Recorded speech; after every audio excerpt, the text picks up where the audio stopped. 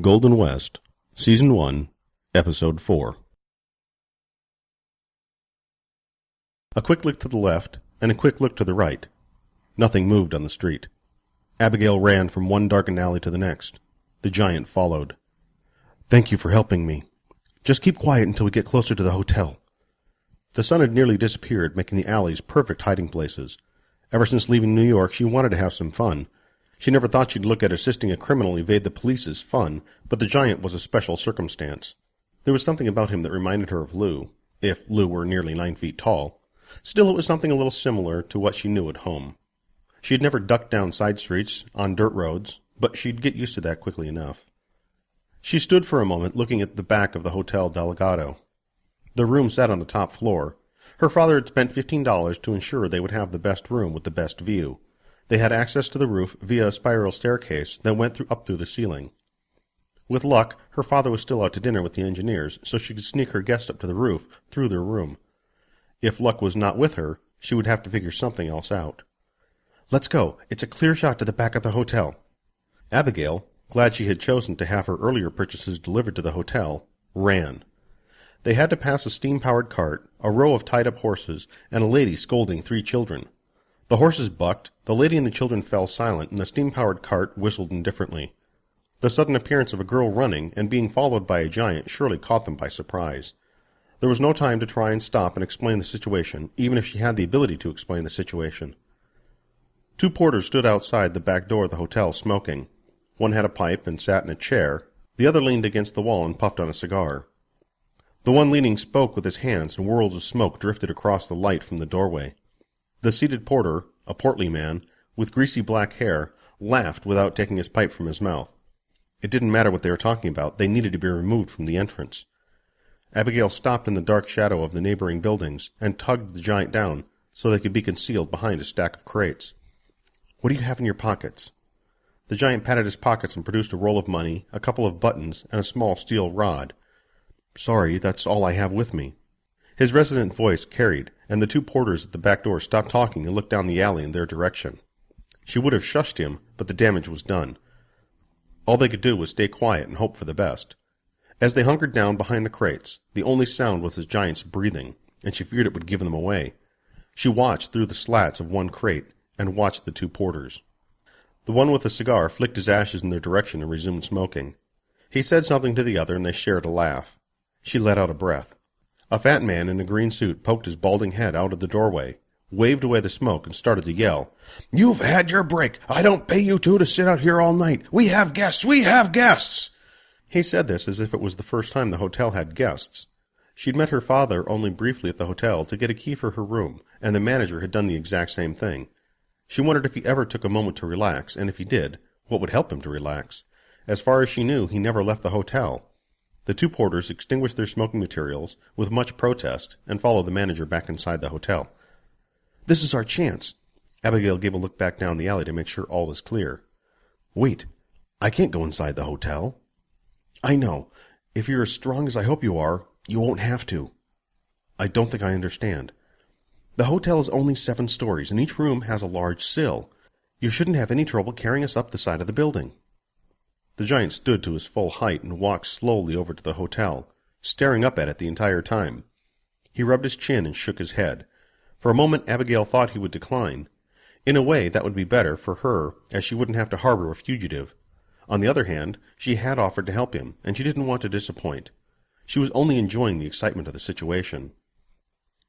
"Are you sure?" "Am I sure of what?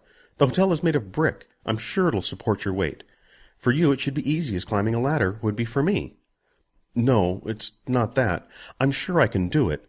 I'm just wondering if I should do it. I've never scaled a building before. It just doesn't seem right." "This from someone who rode atop a train to get to St. Louis? You're going to bicker over the right and wrong in this situation?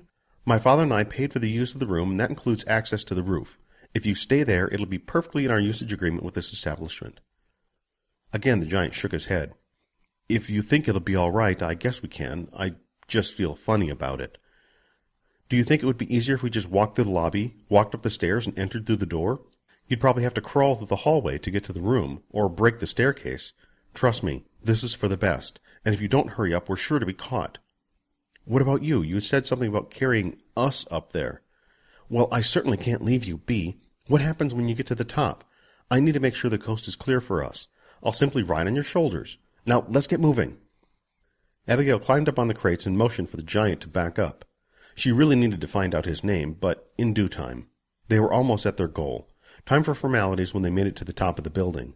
Once on his shoulders, the giant made short work going up the side of the building. She tapped on his head for him to slow down once they neared the top. He nudged his way up so she could peek over the top to make sure no one was on the roof. She heard laughter. Definitely not a good sign. Someone was on the rooftop, with her father. Had he brought the engineers back to the room? She could smell cigar smoke and the clink as someone set down a glass on a table. What do we do? The giant whispered. Just hold on, she whispered back. I'm not sure I can. I've never been this far up. A giant hanging to the side of a building and afraid of heights. That's all she needed. She had to think of something, and think of something before they fell 7 stories to the street below. Reginald stopped the 2 boys. They'd been bickering ever since he'd offered to pay them. He'd already spent nearly $1 on buying them food, and now he couldn't get Jax to be quiet. We're trying to sneak up on someone. If you don't understand that, then perhaps we need to renegotiate the terms of our bargain. Jax laughed. I've already got a belly full of food and soda. What else could I need? Seems to me you're a bad negotiator. I was more eager to do the job before I had something to eat. Now it doesn't make me no never mind if we do this or not. That was the final straw. Not only had he fed the 2 boys more than any 10 grown men would eat, he'd paid before they'd done the task he needed them to do. Jess, for the most part, had remained quiet, with only a chuckle here or there as Jax droned on and on about the other kids from the orphanage. His infernal chatter had to stop. Reginald turned around and raised a hand to smack the boy.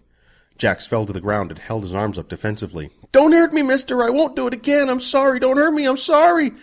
Several people stopped to look at the scene. He'd forgotten they were still in the street. It took all his will not to reach down and pull the boy up by his hair. Jess just stood there with his arms crossed over his chest. I say, boy, is this man disturbing you? Jack started crying. It'll be all right. It's always all right afterwards. He's only kidding. Reginald reached down and picked up Jax by his collar. My boy has a very vivid imagination. You'll have to excuse him. I'm sorry, everyone. It's nothing, really. For some reason, the boy stopped talking. Even Jess seemed to allow his shoulder to relax and cocked his head to the side as he looked at Reginald. What's the matter with you? We've got a job to do. Let's get moving and get it done. The sooner the better. Jax didn't move. Are you going to stand there with that stupid look on your face? Let's go. You called me your boy. What did you mean by that? No one has ever called me that before. I just didn't want people gawking at you on the ground to get any ideas. It was just, well, it was nothing. Truth was, Reginald felt a kinship for the 2 orphan boys. He doubted if either of them knew their parents, just as he never knew his parents. He just didn't want to let on how much he wanted to help the boys. Better they thought he was just there to get use of them, for a job, and nothing more. He just had to get his own mind straight. That he was only using them for this one task, and then he'd never see the boys again. So what is it you want us to do, mister? Jess asked. He'd been so quiet that Reginald had nearly forgotten about the older boy, and always with the formality of calling him mister. Jess needed Jax for his talking prowess. Jax needed Jess for his size and protection. The 2 made quite a combination. The only thing they lacked was focus and direction. There is someone in town that I don't care for. One, the 2 of you will cause a little disruption in his stay here in St. Louis. Then your job will be complete. That doesn't tell us nothing. You ain't told us already. What kind of distraction are you looking for? Me and Jess been pretty good staying out of trouble. I may have a belly full of food, but that money will do us real good. If we cause a ruckus and have to hightail it out of wherever it is you're taking us, I don't see us getting no money. What you'll be doing will be perfectly legal, and you won't need to— Reginald stopped and held out an arm to stop the 2 boys from going any further. He had to be seeing things. The giant that had been running down the street earlier that day, the one chased by the police, hung from the hotel where the Champskys were staying. Not only that, it looked as if the Champsky brat was on his shoulders. Suddenly his plan seemed foolish, even childish. His new idea, however, was a stroke of pure genius, and the Champskys wouldn't suspect a thing. Which one of you is faster? Reginald asked, not taking his eyes off the giant hanging off the edge of the building. Jess is big and slow. I'm much faster. That's not true. I can keep up with your tiny little legs. Fine, you're both equally fast. Jess, run and get a policeman. Quickly. Reginald snapped his fingers and Jess took off out of the alley and back up to the main street. Jax, I need you to go inside the hotel and see if you can locate a manager. Jax didn't question. He just ran. If everything worked out, Cecil and Abigail would be in jail before they had a chance to spend their first night in St. Louis. All he had to do was expose them harboring a fugitive. Even if they were able to explain their way out of the situation, it would all work out. Their personal belongings would be left behind, and Reginald would be able to rummage through their things. Perhaps he'd be able to find out what Champsky had been hired to do. He'd be able to put things into motion that would now ripple through the rest of the trip. How perfect.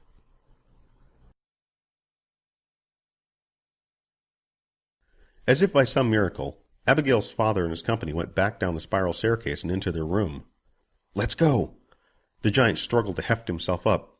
I don't think I can. I must go back down. No, you're so close. Hold on.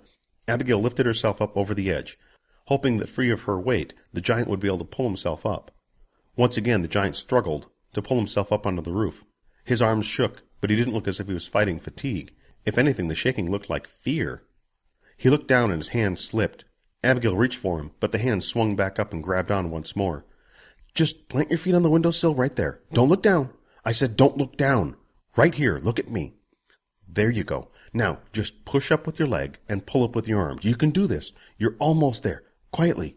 You don't want to disturb my father or he'll come back up here. It took a lot of coaxing, but finally the giant lay on the roof, puffing and panting, and covered in sweat. I didn't think I was going to make it. Thank you. Just rest for a moment. I'm going to sneak in there and see if I can find some water. I think there's a pitcher of water somewhere in the room. Don't go anywhere. I dare not. The giant put his hand on his chest. She started for the stairs and stopped and looked back. What's your name? The giant rolled his head to the side and smiled. Atham Gallman. Mr. Gallman, I am Abigail Champsky. It's a pleasure to make your acquaintance. I'll be right back with that water. Atham closed his eyes and took a big, deep breath. He didn't look tired, he looked exhausted. Abigail wondered just how long the giant had been on top of the train riding in the wind. Beyond that, how long the giant had been on the run. Surely it had been more than just today after getting off the train. No wonder he had difficulty holding on to the side of the hotel. She had asked too much of him, making him climb up the side. She stood at the top of the stairs, listening for several moments. Her father and the engineer were at the door, saying their goodnights. Quickly she slipped down the stairs, hoping to avoid being seen. The last thing she needed at the moment was for her father to suddenly want to have a conversation. As much as she just wanted to spend time with him and talk, she knew that meant a delay getting water up to Atham. With his back at the door, her father talked to the engineer in the hallway. Abigail took the chance to avoid being seen and darted for the corner of the room, where she'd seen a pitcher of water. She stopped in front of it, and could tell immediately that it would be far too small. Atham could probably drink a bathtub full of water. And what about food? Had the poor man eaten all day? She grabbed the pitcher and headed back for the stairs. As she set one foot on the stairs, she noticed the room felt suddenly quiet. Abigail? Honey? What are you doing here? I didn't see you come in. She had to think of something to tell him. She couldn't just stand there with the pitcher. Oh, hello. I came in while you and the engineer were upstairs. Oh, I didn't hear you when you came back to the room. I'm so happy you're here. Talking with the engineer has really gotten my creative juices flowing. I wanted to run a couple ideas past you. With those little things you've created, perhaps you can lend your insight to something bigger? Now? Suddenly now he wanted her help? What was she supposed to do about the giant she'd brought up to the roof of the hotel? Of course her father wasn't thinking of that. All he could be thinking at the moment was spending some time with his daughter. She needed an excuse. Could we do some planning in the morning? I'm really quite tired. I was hoping to just get to bed, and perhaps we could get an early start. His smile faded slightly, but returned and his eyes lit up. That sounds wonderful. We'll have breakfast, just you and me. Then we can get to work. I'm sorry I've been so distant lately. You know how I get with a new project. He took a step toward her and reached out to give her a hug. He stopped and looked at the pitcher in her hands. Abigail smiled. I was just going upstairs to water the plants. They looked like they could use a little water. Strange, I had just been up there and I didn't notice any plants. Well, either way, you're tired. Why don't you give it to me and I'll... No! Why had she snapped at him? Now he would get suspicious. You've been up there for so long. Let me get some fresh air and water the plants. I'll be right back down. Why don't I come up there with you? Dad, really, I'm a big girl. I think I can water a couple of plants. We'll have all day tomorrow to spend time together. Why don't you get ready for bed? It'll be nice that we each have our own bed for a change.